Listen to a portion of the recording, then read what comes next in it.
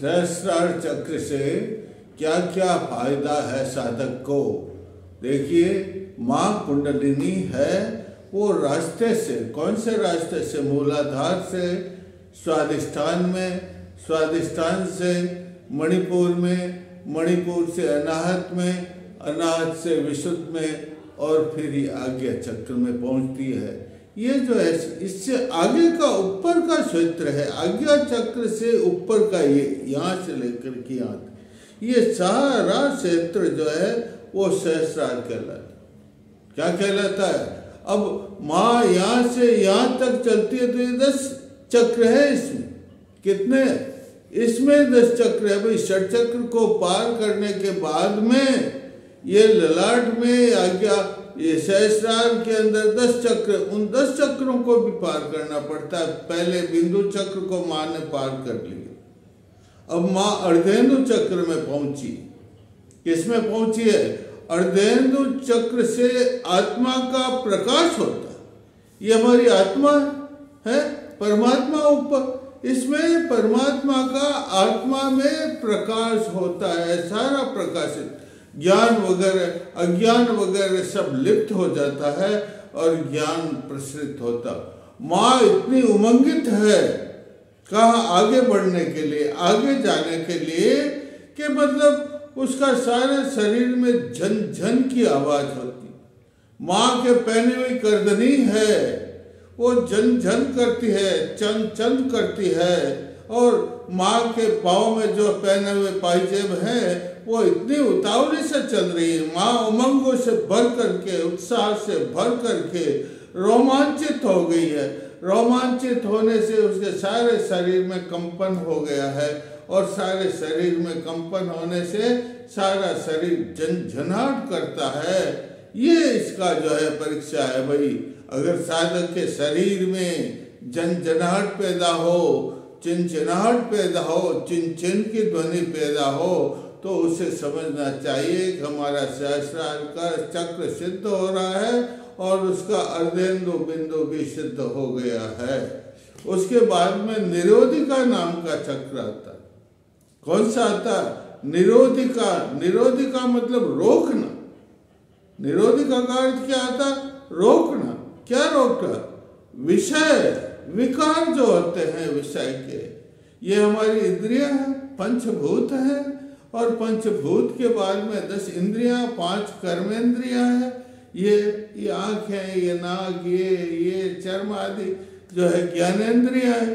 तो इस प्रकार ये ज्ञानेंद्रियों और कर्मेंद्रियों के विषय है जो हमें बाहरी जगत में ले जाता है। किसमें ले जाता है? ये बाहरी जगत है। इन आँखों से देखते हैं बाहर, इन कानों से बाहर की ध्वनि सुनते हैं, और इससे जो है नाक से गंध रहते हैं, मुख से बाहरी बातें ज्ञान करते हैं, और ये चर्म है, इससे स्पर्श होता है बाहरी ध्यान का। तो लेकिन रोधिका का मतलब रोकना, रोका लगाना। ये बाह्य इंद्रियों का जो विषय, इंद्रियों का जो विषय है बाह्य और जाना, दौड़ना, उसको रोक देता, उसको कहते हैं भाई निरोधिका। क्या कहते हैं? उसको निरोधिका कहते हैं। और निरोधिका को मतलब विषयों का विकार करने से आत्मज्ञान होता है। क्या होता है? आत्म, ये सब हम करते हैं तो आत्मज्ञान के लिए ही करते हैं, तो उसमें उसको आत्मज्ञान होता है। और जो है उसके बाद में इस निरोधिका विमल दशा है। निरोधिका की दशा को बड़ी विमल दशा कहते हैं। इस विमल दशा के अंदर जो है ध्यान करना, ध्यान करने से सारा अज्ञान, अंधकार, तमस जिसे कहते हैं वो नष्ट हो जाता है, ज्योतिर्मय हो जाता है। क्या हो जाता है? ज्योतिर्मय हो जाता है। और निरोधिका के बाद में आता भाई नाद और नादांत। पहला चक्र बिंदु, दूसरा अर्धेंदु, तीसरा निरोधिका, चौथा नाद नादांत। नाद नादांत में जब हम ध्यान करते हैं सहस्रार में, शुद्ध रूप से शुद्ध होकर के ध्यान करते हैं और ऊपर आकाश में देखते हैं, तो लक्ष लक्ष तारे, लक्ष लक्ष चंद्र जो है उसका प्रकाश, उसकी चांदनी छिटकी हुई, उसकी स्निग्ध धाराएं हमें प्रभाषित करती है भाई। तो ये जो है नाद, ये अगर ध्यान करते हैं तो कभी आप ध्यान कीजिए, तिल के बराबर प्रकाश बिंदु दिखाई देता। किसके बराबर? आंखें बंद कर लेते हैं, आंखें बंद कर लेते तो तिल होता है, तिल है काला तिल, उसके बराबर ये बिंदु दिखाई देता है। और उसमें सारा ब्रह्मांड, उसमें क्या समाहित है? उसमें सारा ब्रह्मांड समाहित है भाई। इस बिंदु के ऊपर भी जो है एक शब्द है, और देखो हमें ध्यान करना चाहिए ओम के ऊपर। किसके ऊपर ध्यान करना चाहिए? ओम के ऊपर। और जो देखो इसमें क्या होता है, पहले बिजली चमकती है ना, क्या नहीं चमकती है? और उसके बाद में किटकिट किटकिट की आवाज सुनाई देती है। वो बिजली का प्रकाश, किटकिट की आवाज, वो ध्वनि के रूप में प्रवृत्त होती। किसके रूप में? ध्वनि के रूप में परिवर्तित हो जाती है। तो साधक को उसमें ध्यान करना चाहिए। अरे जब आंखें बंद कर लेते, रात को सो जाते हैं, तो इसमें आपको नाद की 10 प्रकार की ध्वनियां, कैसे रात को सो गए, आराम इस कानों में अंगुली डाल और फिर सो गए, तो आपको 10 प्रकार की ध्वनियां, कितने प्रकार की? झालर की झंकार, टंकोरा वर्जन टन टन टन टंकार, नदियों का कल कल की आवाज, झरने का झरझर की आवाज, बांसुरी की आवाज, नगाड़े की आवाज, ढोल की आवाज। ये आवाज जो इसमें सुनाई देती है किसमें? कान। लेकिन ये आवाज धीरे धीरे इतनी क्षीण हो जाती है कि आवाज बंद हो जाती। और फिर ओम ध्वनि, नाद का मतलब ओम ध्वनि। कौन सी ध्वनि? ओम ध्वनि कानों में सुनाई देती है। और फिर ओम भी धीरे धीरे नाद ध्वनि बंद हो जाती है। केवल प्रकाश, किसका प्रकाश? उस परम परमात्मा का प्रकाश हमें दृष्टिगत होता है भाई। इसे नाद कहते हैं, इसे सुरति भी कहते हैं। क्या कहते हैं? इसे सुरति भी कहते हैं, और इसे उल्टा पुल्टा भी कहते हैं। उल्टा पुल्टा का मतलब क्या? ऊपर है ब्रह्मांड, है ब्रह्मांड, ऊपर से राम नाम की ध्वनि ये नीचे आती है। ये उल्टा काम हो गया ना, है। और नीचे से क्या होता है? नीचे हमारे आपने पश्यंती वाणी है ना, 4 प्रकार की, परा, पश्यंती और मध्यमा और यहाँ वेद। तो यहाँ नाभि में और जो मूलाधार में वाणी उत्पन्न होती, परा पश्यंती, वो यूं चलती है ना, यूं, ये यूं। और कहाँ पर? यहाँ आकर के शब्द रूप में, किस रूप में? शब्द रूप में प्रकट हो जाती है। तो ये तो हो गई सीधी, और ऊपर से राम नाम आ गया, कैसे? उल्टा। तो राम नाम जो है वो उल्टा शगुण कहते हैं इसको। ये सीधा है, कौन सा? ओ, आंखें बंद करो, ओ,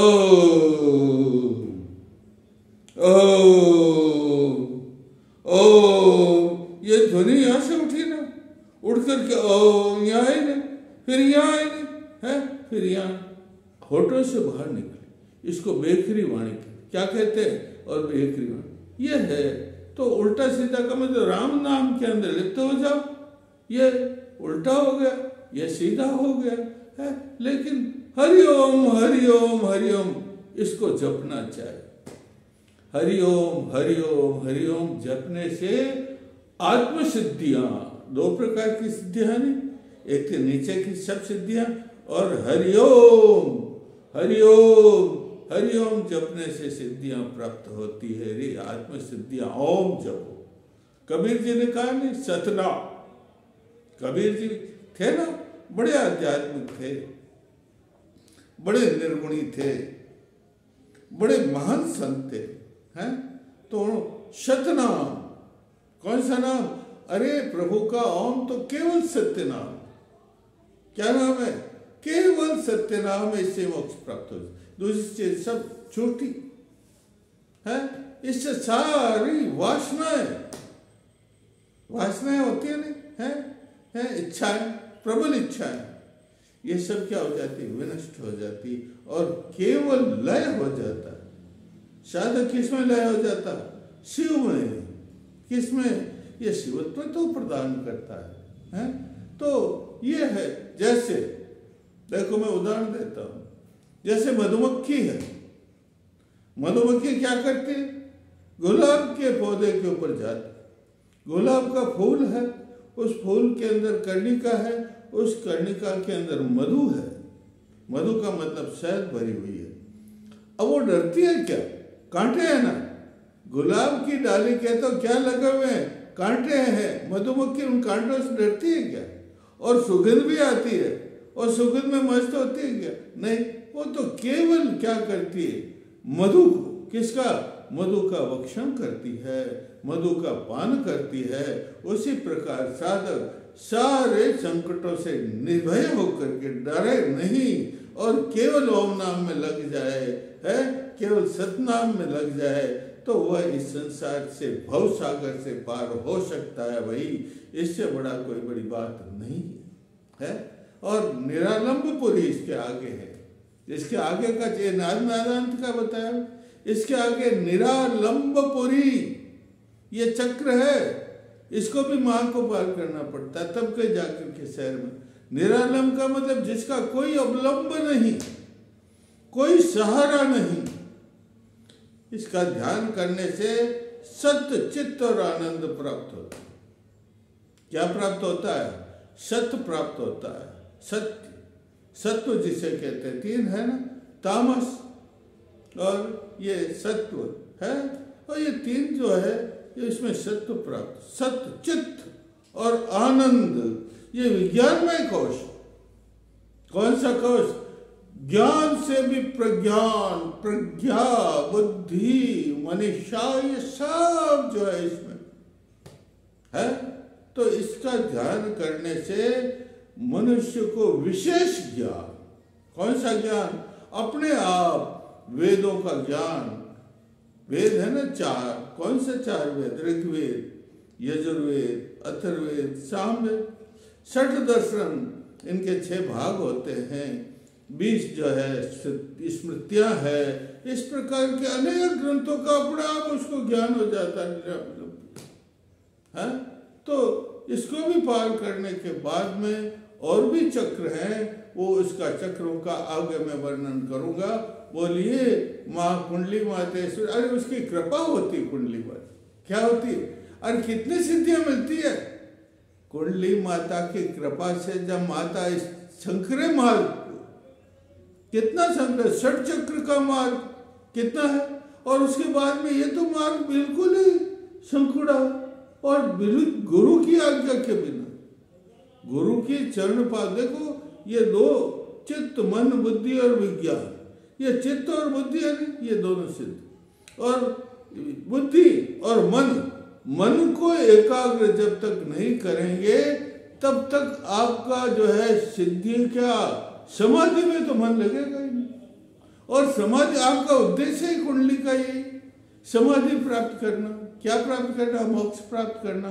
तो मन को एकाग्र किया जाता है इसमें, और मन और बुद्धि दो, इनके 2 यूं लाइन खींच देते, और बीच में ये बीच का स्थान, इसके ऊंचा कर, ये चित्त का स्थान, किसका स्थान है? और इस चित्त में भी कहते हैं परम परमेश्वर निवास करते हैं। तो इसलिए हमें इन चक्रों को भेदन करना पड़ेगा। इन चक्रों को भेदन कर, आगे बहुत से चक्र हैं, उनका भी मैं वर्णन। तब सहस्रार तो बहुत बड़ी बात है।